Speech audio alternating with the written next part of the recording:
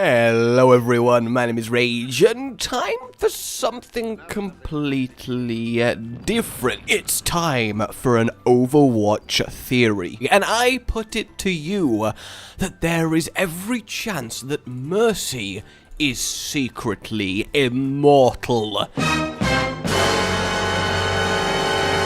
In fact, you could even go as far as to say she's got a mad scientist vibe going on, and one need look no further than Reaper, because Reaper is kind of her Frankenstein's monster.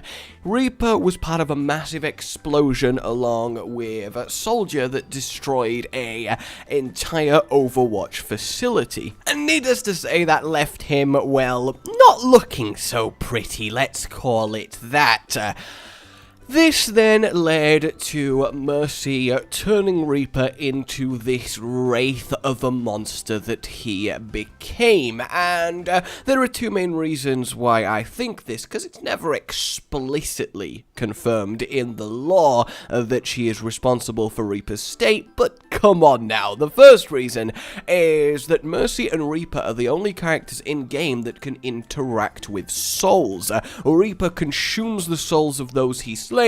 Mercy can revive fallen allies from their souls, the glowing orbs on the ground. So why would Reaper randomly have that power if not imparted on him, albeit perhaps accidentally, from Mercy? But more concrete evidence of this than that conjecture is some voice lines in the game. When Reaper kills Mercy, he literally says, "Don't forget, you're the one responsible for this," which kind of, effectively just blames Mercy. At that point, we kind of have confirmation. Granted, it could be Reaper's twisted view of things and he resents the wrong person, but it's a good thing to go on. This is further supported by two little conversations that can happen between the pair along the lines of Mercy going, "What happened to you?" And then Reaper replies with, "You tell me, Doc." I'm, by the way, the best Reaper voice actor you've ever heard. And then Mercy can also say, "This is not what I intended for you." And then Reaper replies with, "You knew exactly what you were doing." So let's just say that Reaper isn't the greatest fan of Mercy. So, how does this relate to mad scientist immortality? Well, Reaper's state is that his cells simultaneously decay and regenerate at a hyper-accelerated rate. His victims that he leaves behind become emancipated husks drained of life, almost like they've had all the moisture sucked out of them, because he's literally regenerating his own body via sucking the air quotes life energy out of those that he slays. That's represented by the soul consumption in game. So this is also what allows Reaper to reform when he's killed. It gives him, well, functional immortality. So in order to assume that Mercy is the one responsible for Reaper's state, we first have to ask, why?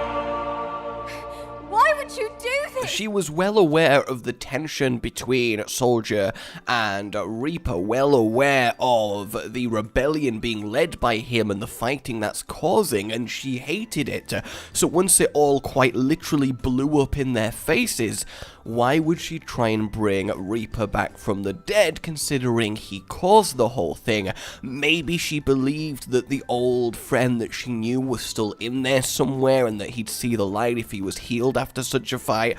Or maybe there's a little bit of a darker motive. Maybe she saw the opportunity for this near-death, a special ops trained body to see how it can take the only thing she can think of that could possibly bring it back, which is a massive, unbelievable overdose of her regular healing technique. Imagine her beam of healing times 100, absolutely drenching him in this almost miracle-like substance, and inadvertently it goes obviously wrong. His body reacts horrifically to this mass infusion of materials trying to rapidly regenerate him. It happens too quickly, and it completely sends his body out of whack and leaves him in this awful fluctuating state where his cells are just going mental.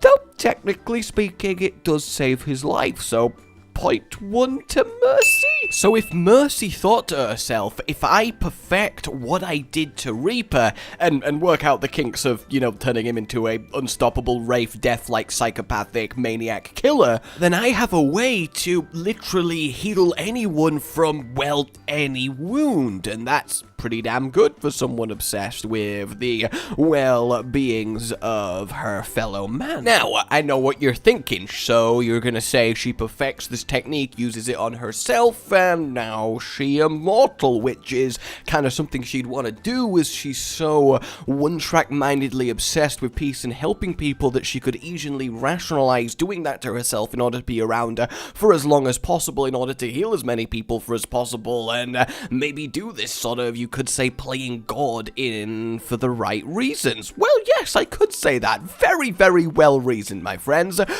But that seems a little bit of a cop-out, and while I do think that's distinctly a possibility, and 100% the more conspiracy, option, I do think there is a more potentially realistic one that might actually occur. And what I think very well could have happened is actually quite beautiful poeticness for Mercy that has quite literally turned her into a age-defying guardian angel. And bear with me on this, because I think it's gonna be quite like a, yeah, that would be kinda cool and sort of fitting. I like that. Probably not true, but I like that. So, Mercy loves to spend time in battlefields, which kind of makes her sound very sadistic, but no, we get confirmation that she is always spending her time where people need her most, where she can tend to the wounded, where she can help people, where she can try and fight for peace. Which means that she's wearing her Valkyrie suit a lot, which is going to become important. So Mercy heals somebody by pouring this beam into them. So presumably they get shot, the beam affects them, it sort of covers that area, knits the flesh back together, pushes the bullet out, they are as good as new. Now, of course, there are conflicting reports as to how Mercy's beam works, because technically speaking, everything that happens in-game isn't canon, but we can't just disregard things like the voice lines and how people's equipment works, because you'd think that would still make sense. We do see Soldier receive a dart from Anna's healing rifle in a comic, and he previously had just taken a full-on point-blank shot from, you guessed it, Reaper. Now, Soldier might be wearing some armor, but it's a jacket, so it's not like it's going to mitigate a freaking point-blast hellfire shotgun.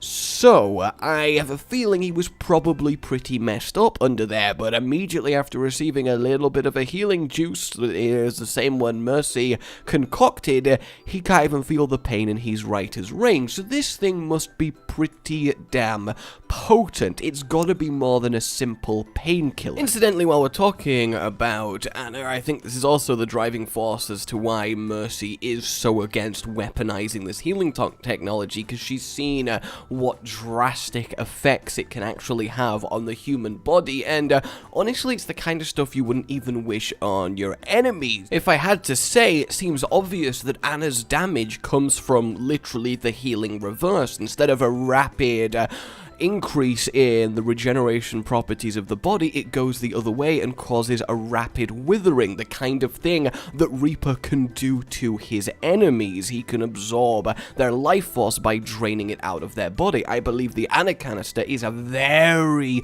miniaturized version of that effect when she shoots an enemy, so it does connect there. And to touch on Genji real quick, which I imagine a lot of you are expecting me to, I think with him, it was very much a case of she didn't want another Reaper, so she took a different route entirely to save him, and it wasn't just entirely her working on Genji, so he's not entirely relevant to what we're talking about here. So if we take the Reaper example, we know a massive dose of this Healy goodness causes the body to enter this awful state of flux where it's both constantly dying but also repairing itself in a way that just makes it unkillable. Well, nigh unkillable.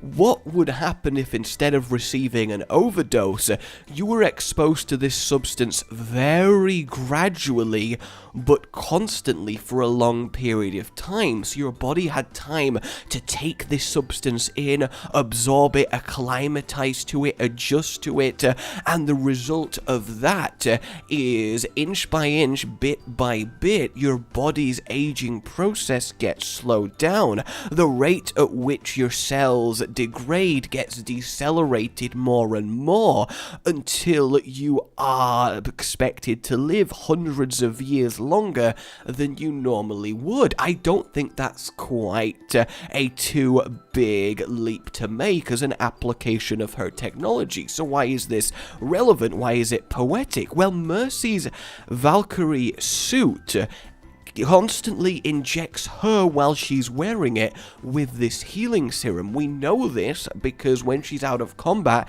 she starts to just regenerate health passively, which incidentally means that she's the only hero in the game to regenerate actual health without using an ability. Surely that can't be a coincidence. So I can only assume the suit has an inbuilt delivery system of her healing technology, and because she's so desperate to make the world a better place, she's always wearing it and always being dosed with this healing liquid. So over the many years of her doing what she's doing, her body has taken on this substance and is now constantly repairing itself and isn't aging anywhere near as much. So she has, in a twist of irony, accidentally turned herself into an immortal healing guardian angel. Is that not beautiful? And there we have it. No, I'm not going to end there. That'd be way unsatisfying. I've got to have at least a little bit of evidence to back up her being immortal. Come on, no, I'm not that crazy. No, two pieces of evidence pointed me towards, well, making this entire video, actually. And the first one is that Mercy has an emote where she apparently doesn't have a pulse, which would mean to me that not necessarily her heart has stopped, sort of like vampire immortal status, but it is true that the heart rate does slow with age, so it's not hard to think that a process which has made her have a ridiculous lifespan and given her these extra years has already started down that process, and her heartbeat is now imperceptible. Her body is in biological super slow motion when it comes to aging and the processes that cause the degradation of, well, everything, and then you die. The other one is she has a conversation with May where May asks her, how have you not aged since the last time that I've seen you? And for context, May got frozen in ice for quite a long time, many years, and she gets out, she sees Mercy, and she's like, Mercy, you've literally not aged a day. The fuck? Which is a fair question to ask. Now, whether this is just friendly gal compliment banter on the battlefield, I can't believe I just said that, I don't know, but I certainly think it's very suspect and something that May, a fellow scientist, would be curious about and pick up on, because it could imply an application of new healing technology. So based on those two things, I thought, well, wouldn't it be cool if Mercy was actually secretly immortal, and thus the rest of this video was born. I know it's probably stupid, but I hope it at least makes you go, huh, yeah, you know what, that would be cool. I don't buy it, but yeah, that would be cool. If at least you've had a little bit of fun or think that, then I am happy. Let me know if you'd like more stuff like this, because it's a lot of fun to do. Share it around if you did enjoy it, and subscribe for more. A good boy.